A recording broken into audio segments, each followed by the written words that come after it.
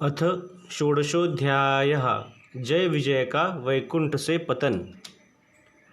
श्री ब्रह्मा जी ने कहा, देवगण, जब योगनिष्ठ सनकादि मुनियों ने इस प्रकार स्तुति की, तब वैकुंठ निवास श्रीहरि ने उनकी प्रशंसा करते हुए यह कहा।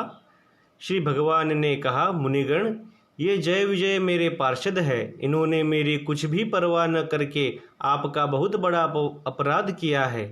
आप लोग भी मेरे अनुगत भक्त हैं, अतः इस प्रकार मेरी ही अवज्ञा करने के कारण आपने इन्हें जो दंड दिया है वह मुझे भी अभिमत है।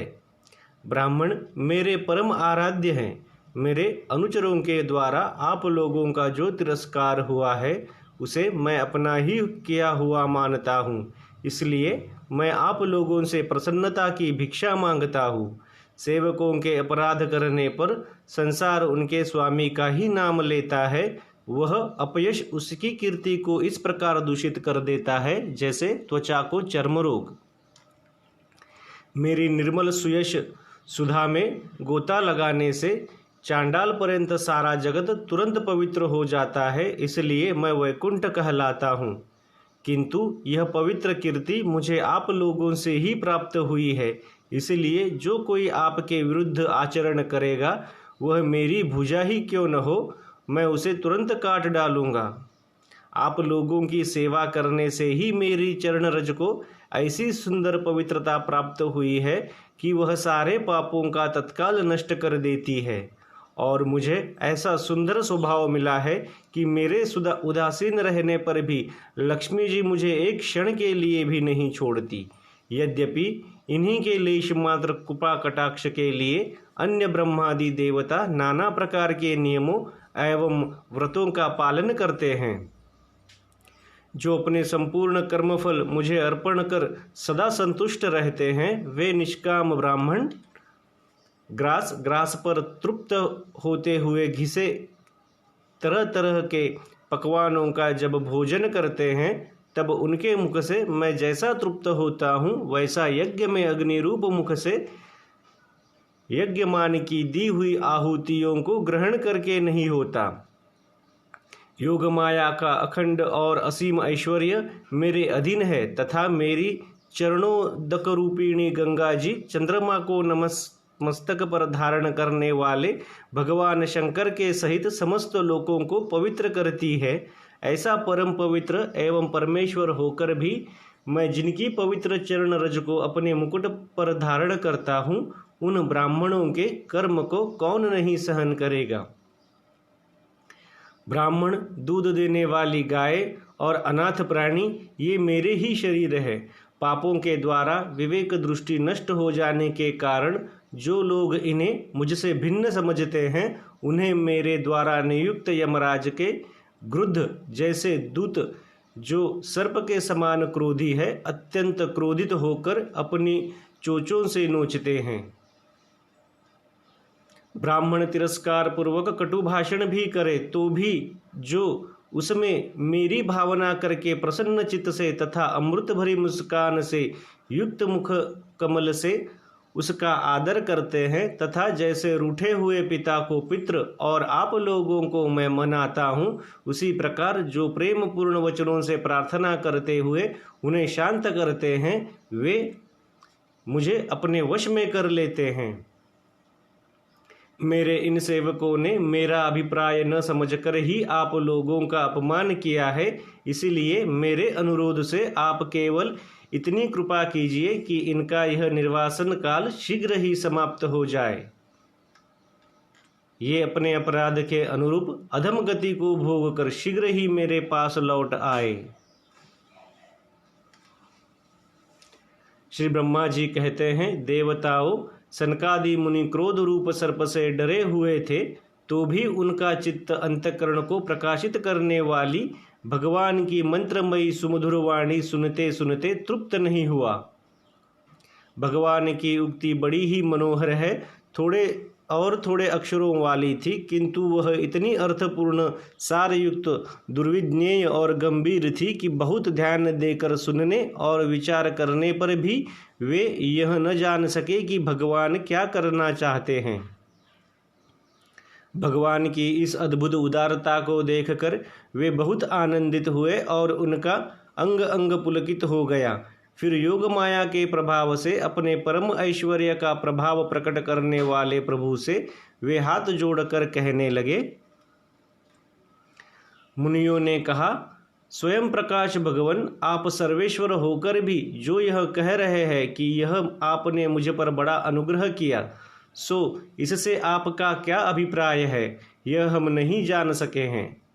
प्रभु, आप ब्राह्मण के परम हितकारी है, इससे लोक शिक्षा के लिए आप भले ही ऐसा माने कि ब्राह्मण मेरे आराध्य देव है, वस्तुतः तो ब्राह्मण तथा देवताओं के भी देवता, ब्रह्मादि के भी आप ही आत्मा और आराध्य देव है।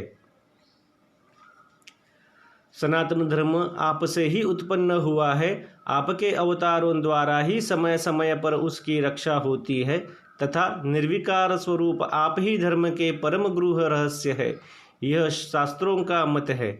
आपकी कृपा से निवृत्ति परायण योगी जन सहज में ही मृत्यु रूप संसार सागर से पार हो जाते हैं, फिर भला दूसरा कोई आप पर क्या कृपा कर सकता है।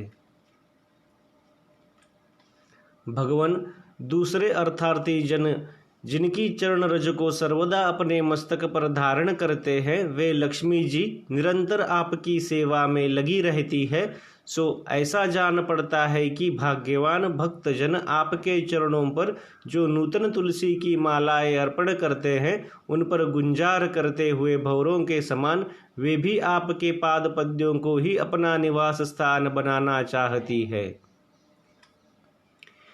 किंतु अपने पवित्र चरित्रों से निरंतर सेवा में तत्पर रहने वाली उन लक्ष्मी जी का भी आप विशेष आदर नहीं करते। आप तो अपने भक्तों से ही विशेष प्रेम रखते हैं। आप स्वयं ही संपूर्ण भजनीय गुणों के आश्रय है। क्या जहाँ तहाँ विचरते हुए ब्राह्मणों के चरणों में लगने से पवित्र हुई मार्ग की धूलि और श्रीवत्स का चिन्ह आपको पवित्र कर सकते हैं? क्या इनसे आपकी शोभा बढ़ सकती है? भगवन, आप साक्षात धर्म स्वरूप है। आप सत्यादि तीनों युगों में प्रत्यक्ष रूप से विद्यमान रहते हैं तथा ब्राह्मण और देवताओं के लिए तप, शौच और दया अपने इन तीन चरणों से इस चराचर जगत की रक्षा करते हैं। अब आप अपनी शुद्ध सत्वमयी वरदायिनी मूर्ति से हमारे धर्म विरोधी रजोगुण तमोगुण को दूर कर दीजिए। देव, यह ब्राह्मण कुल आपके द्वारा अवश्य रक्षणीय है। यदि साक्षात धर्मरूप होकर भी आप सुमधुर वाणी और पूजनादि के द्वारा इस उत्तम कुल की रक्षा न करें तो आपका निश्चित किया हुआ कल्याण मार्ग ही नष्ट हो जाए, क्योंकि लोक तो श्रेष्ठ पुरुषों के आचरण को ही प्रमाण रूप से ग्रहण करता है। प्रभु, आप सत्वगुण की खान है और सभी जीवों का कल्याण करने के लिए उत्सुक है। इसी से आप अपनी शक्ति रूप राजा आदि के द्वारा धर्म के शत्रुओं का संहार करते हैं, क्योंकि वेद मार्ग का उच्छेद आपको अभिष्ट नहीं है। आप त्रिलोकीनाथ और जगत प्राप्ति पालक होकर भी ब्राह्मणों के प्रति इतने नम्र रहते हैं, इससे आपके तेज की कोई हानि नहीं होती। यह तो आपकी लीला मात्र है। सर्वेश्वर, इन द्वारपालों को आप ऐसा उचित समझे वैसा दंड दे अथवा पुरस्कार रूप में इनकी वृत्ति बढ़ा दे। हम निष्कपट भाव से सब प्रकार आपसे सहमत है, अथवा हमने आपके इन निरपराध अनुचरों को शाप दिया है, इसके लिए हम ही को उचित दंड दे, हमें वह भी सहर्ष स्वीकार है। श्री भगवान ने कहा, मुनिगण, आपने इन्हें जो शाप दिया है, सच जानिए वह मेरी ही प्रेरणा से हुआ है। अब ये शीघ्र ही दैत्य योनि को प्राप्त होंगे और वहाँ क्रोधावेश से बड़ी हुई एकाग्रता के कारण सुदृढ़ योग संपन्न होकर फिर जल्दी ही मेरे पास लौट आएंगे।